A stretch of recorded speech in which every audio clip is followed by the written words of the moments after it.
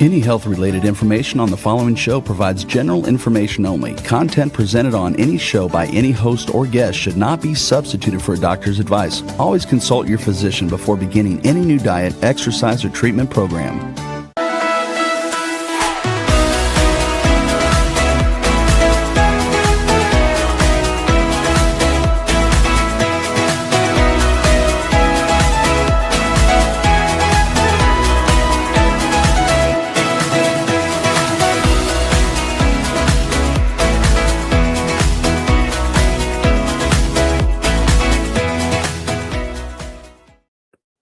Hello, everyone, and welcome to 5 to Thrive Live. I'm Karolyn Gazella, and I co-host this show with my good friend, Dr. Lise Alschuler.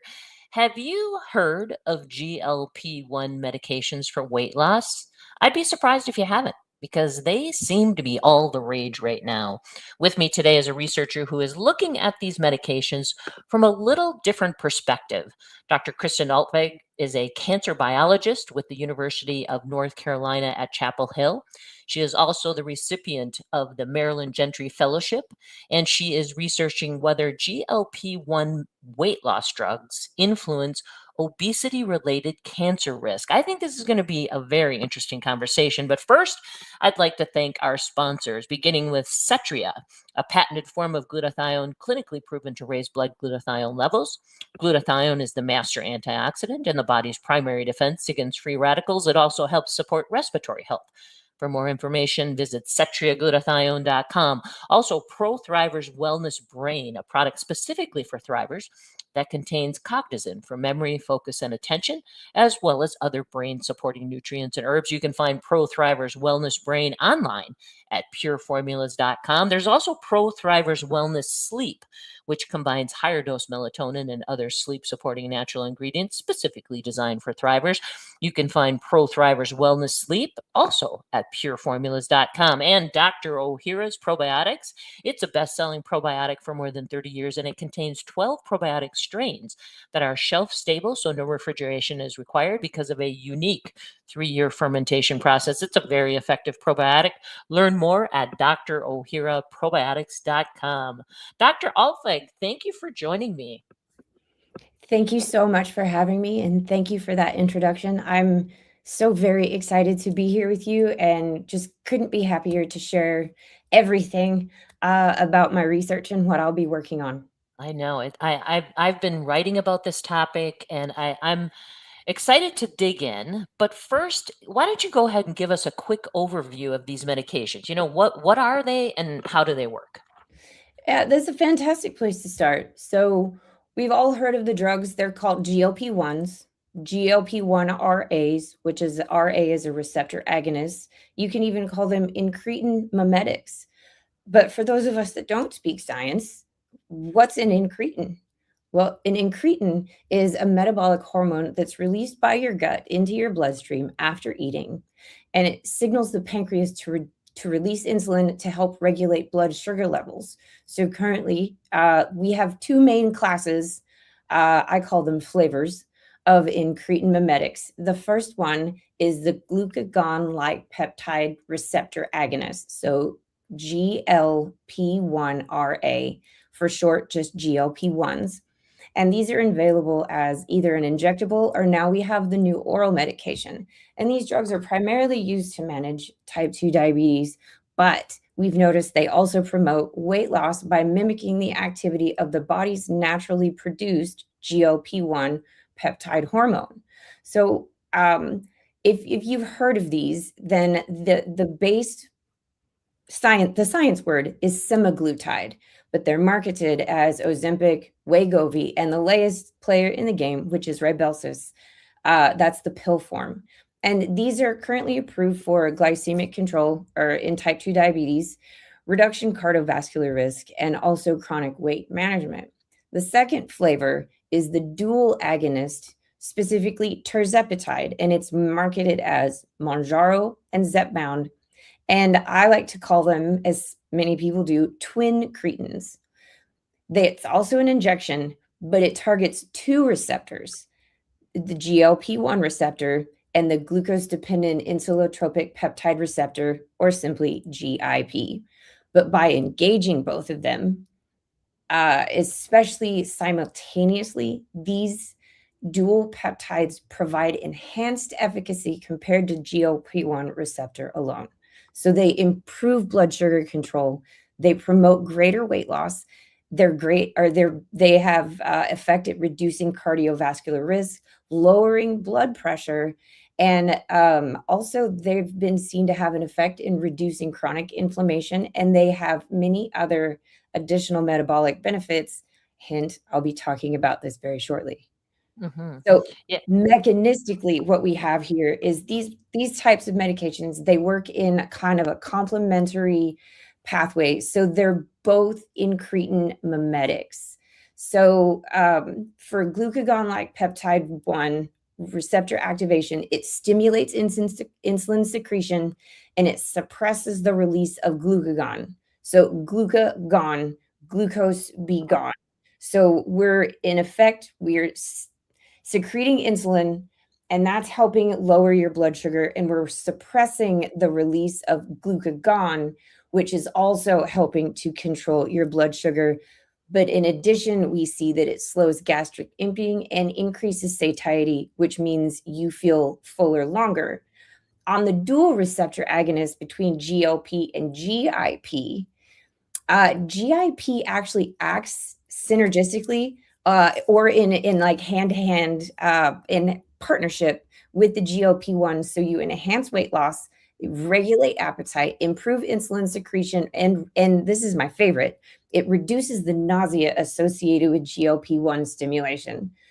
So just as a quick summary, overall with these medicines, you see slower digestion. So the drugs delay the gastric emptying, the food leaving your stomach, and that keeps you feeling fuller longer. They have a reduced appetite because they work on the brain, and it reduces the hunger signals going from your stomach to your brain, and this decreases the urge to eat.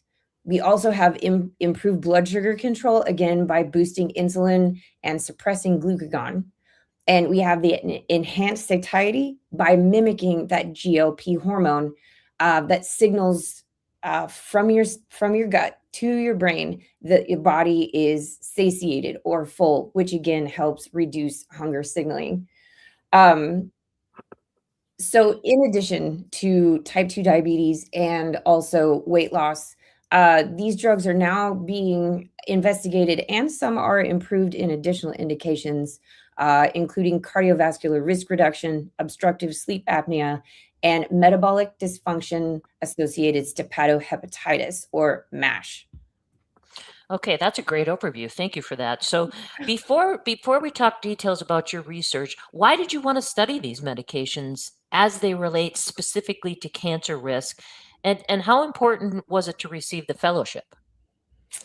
So to answer the first part of your question, why do I want to study these? So we've got decades of research, and we know that obesity increases the risk of at least 13 different types of cancers. We also know that approximately 42% of US adults have obesity. Third, we know clinical trials for GLP-1s, such as the STEP trials for semaglutide and SURMOUNT trials for tirzepatide, show significant weight loss in patients with obesity, often ranging from 15 to over 20% reduction in body weight, specifically along lifestyle changes. So my brain immediately thought the next logical question that we should ask is whether treatment with GLP-1 drugs can directly or indirectly reduce risk of obesity-related cancers. And for the second part of your question, this transition just happened for me a few months ago, and I cannot believe, I had to work really hard to get where I am, but I still feel lucky and blessed to have been selected as the AICR WCRF Marilyn Gentry Fellow. It's an extremely rare mentored 3-year career development award. Yes, that means it's funded. And it's specific to UNC Chapel Hill, and it is designed to facilitate my transition from a postdoctoral fellow, where I was about 6 months ago, into an independent junior faculty position in cancer prevention. And this sets the stage for the rest of my career in cancer research. In addition, this fellowship is also an extraordinary opportunity to combine the things that I love in my life: food science, nutritional biochemistry, cancer biology, and translational science, with the current forward approach that I'm taking, which is focused on divining metabolic vulnerabilities in cancer that we can leverage for prevention. Yeah, that's great. Congratulations. So now let's dig into your research a little bit. Tell us what you'll be studying and how long is the project? Okay, so the Marilyn Gentry Fellowship is 3 years, and I go big or go home. So I've written a massive project that should take forever to finish, but I'm going to finish it in 3 years. So to start, we'll do just a tiny bit because it's very complicated, even for me, and I wrote it. So yay me.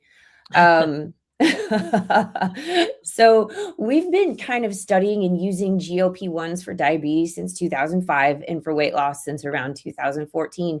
But we don't have long-term studies about, sustained benefits.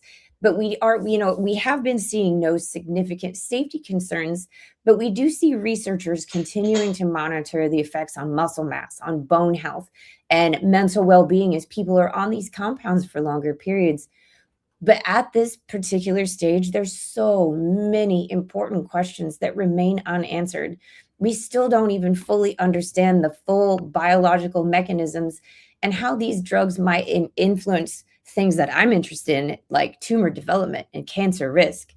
So specifically, I do early stage cancer research, which means I mainly use cell cultures and animal models to do my work.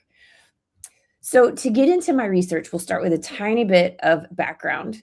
So to kind of get the ball rolling, I study breast cancer and endometrial cancer, and obesity is one of those that has a significant risk associated to it. And among women with severe obesity, we see that bariatric surgery is often the most effective treatment to achieve prolonged weight loss and sustained and improved metabolic balance, which lowers your risk of these cancers. Unfortunately, a lot of times women with obesity are ineligible for bariatric surgery, and calorie restrictions are just flat out hard. Additionally, not everyone is able to get up and go to the gym and lose weight. There are a multitude of factors that can affect a cancer patient in this area. So my thoughts are, let's start with this dual receptor agonist tirzepatide, which is currently the most effective FDA-approved weight loss drug. And as we discussed earlier, tirzepatide achieves that sustained reduction in body weight and fat mass, nearing levels achieved by bariatric surgery without scary surgery. And that raises the possibility for me, can we repurpose this drug? Can we use it as a primary prevention strategy for breast cancer or endometrial cancer with women with obesity? And now here's where it gets fun. So although not generally effective as a weight loss strategy on its own, we've seen that resistance exercise improves systemic and skeletal muscle metabolism. It increases muscle mass and reduces the risk of some cancers.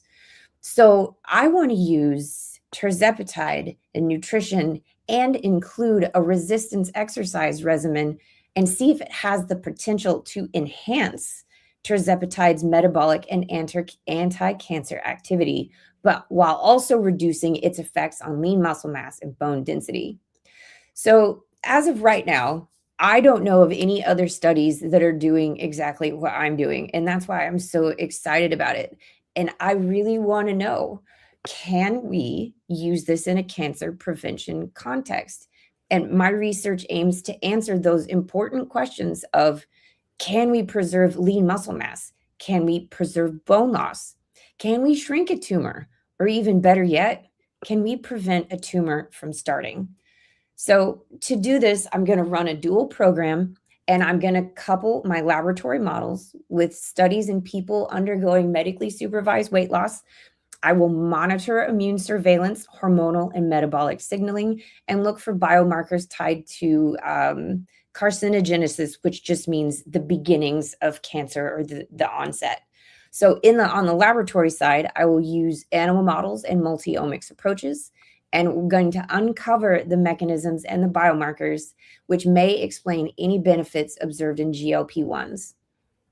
So that's a lot. I'm so sorry. No, that's okay. Cause it is, and it is a complex topic, and these, but what I like about your research is this wrinkle of resistance exercise and nutrition.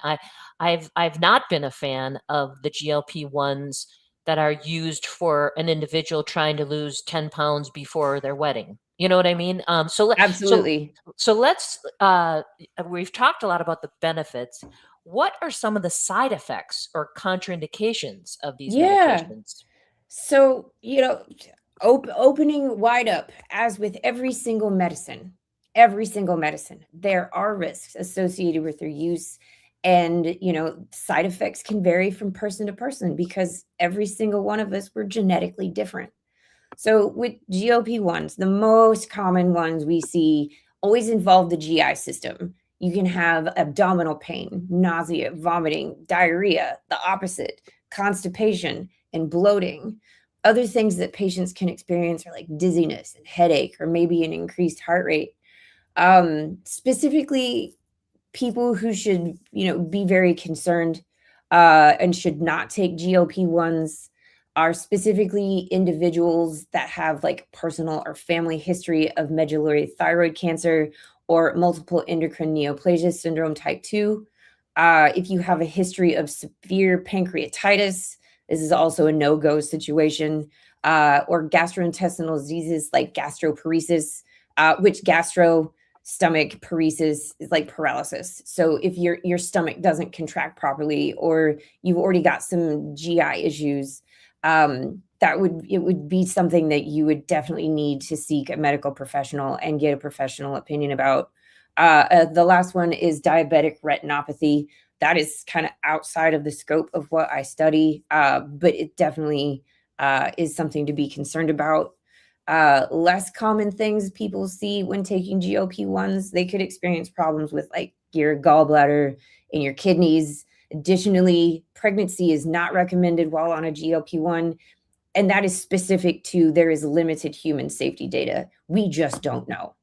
And last, just as my personal caveat, if you are at all interested in these medications at all, even just have questions, please set up an appointment and talk to your primary care physician or trusted health professional and get some information. Don't just find the loopholes, but please go talk to, your primary cares. It's so important that you have all of the information, because as a scientist that studies this, we learn new things all the time.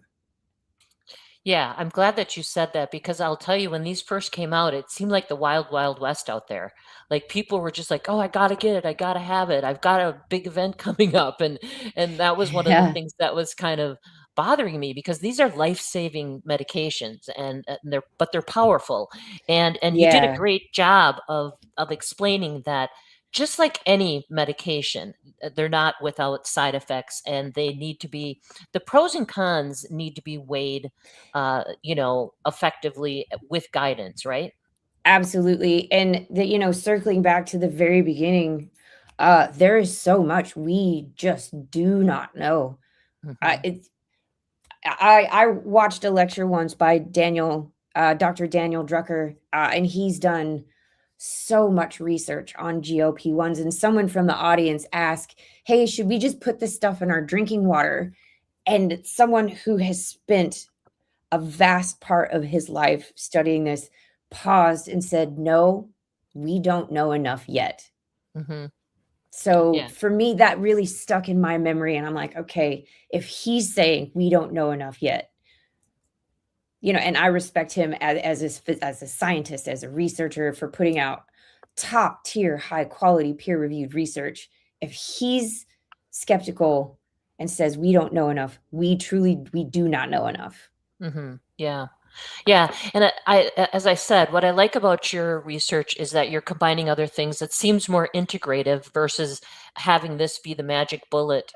We do talk a lot about obesity and how obesity can increase the risk significantly of a variety of cancers. You had mentioned 13 different types of cancer.